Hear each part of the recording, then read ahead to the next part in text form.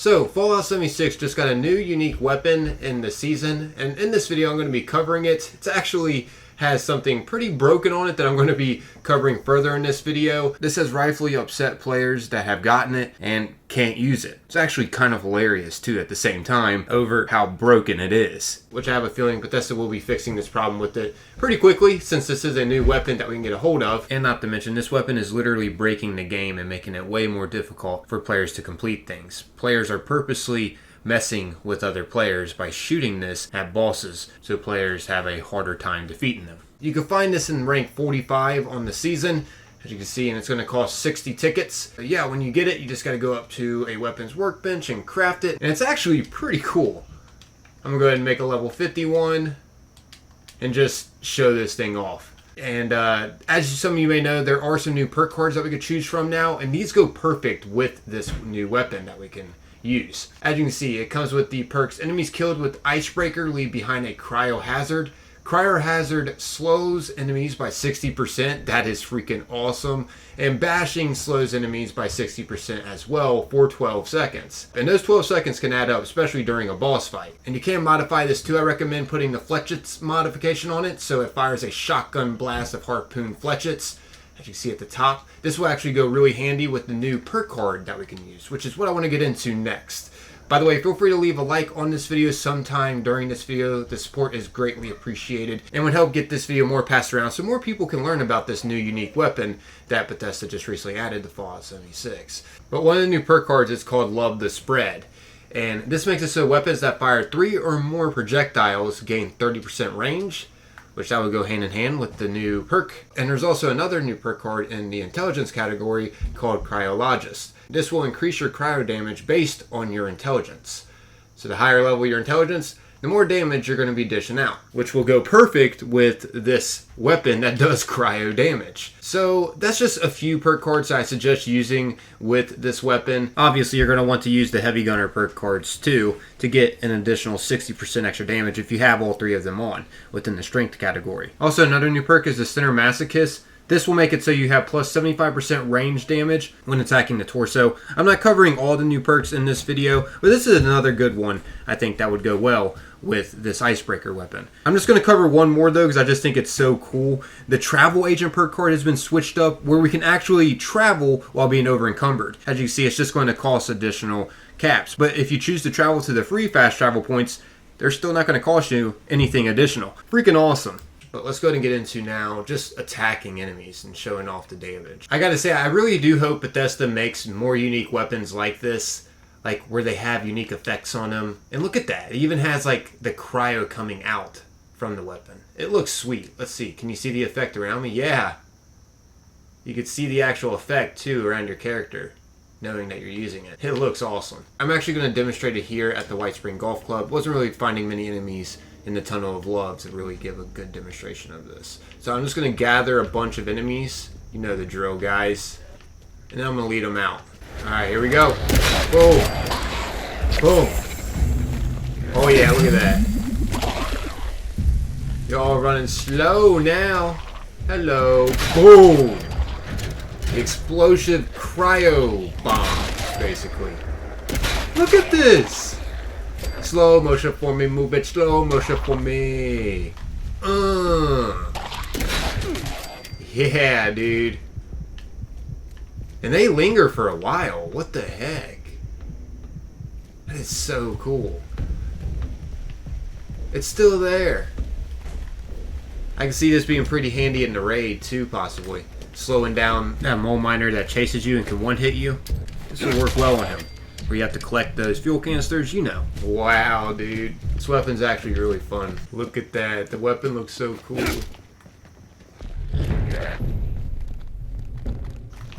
Oh. Okay, so you get it. Good demonstration of this being OP. So much fun. Definitely a good twist on what we're used to. I'm digging it. And you know me. I like to keep it real. And this is actually unique. I like it. Now, like I mentioned in the beginning of this video and the title of it, it is broken. But I have a feeling Bethesda will be fixing this pretty quickly.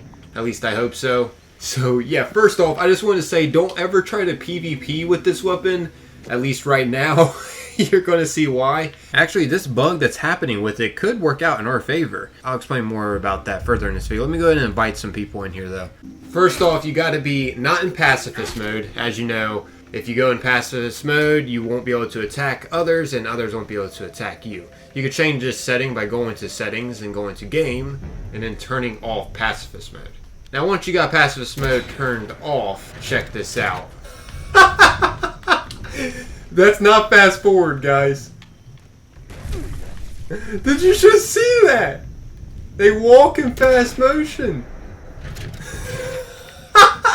Not only does it make you run super fast, it also makes you attack super fast too.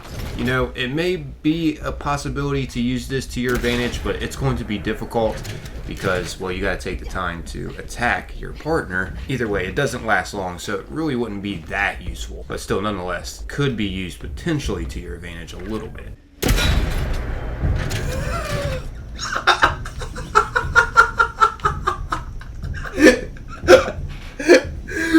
Dude, do not shoot them in PvP. I know PvP really isn't even a thing, but oh my gosh, that's so hilarious. It's doing the opposite effect right now.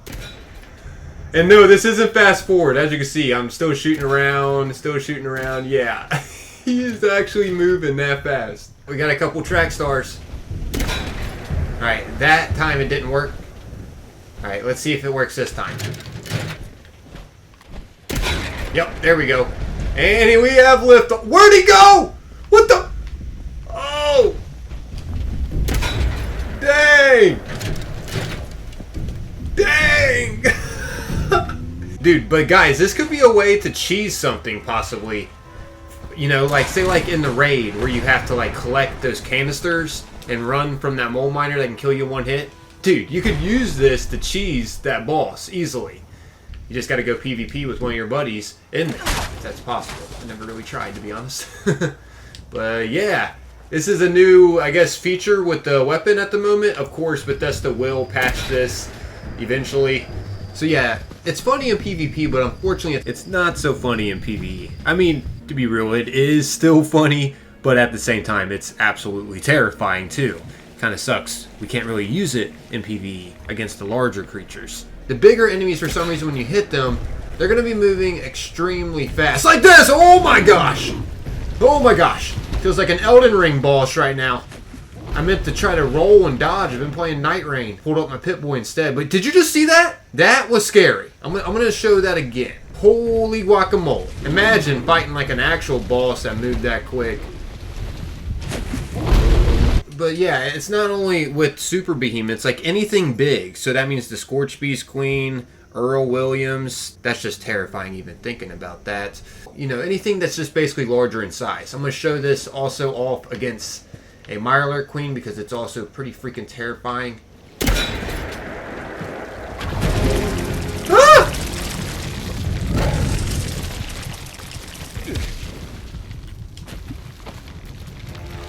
Revive me, stranger.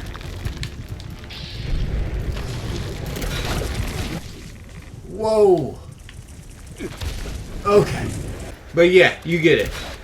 Can be a terrifying weapon against larger enemies, but overall, a really great weapon, especially when they get the problems patched out with what's going on with it right now. And you gotta think about it, when you do take out enemies, say like you're playing Radiation Rumble event, you take out an enemy, that cryo radius damage is going to affect a lot of other enemies, so you'll be tagging a bunch of enemies at once, so you'll make sure you get plenty of XP. It's basically like a grenade every time you take out an enemy.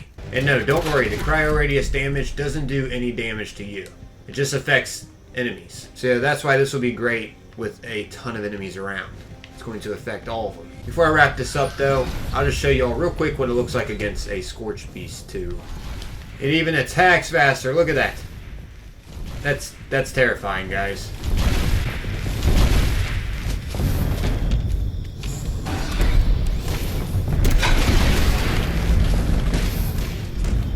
Sometimes it does work against larger enemies, but a lot of times it can make it really deadly against them.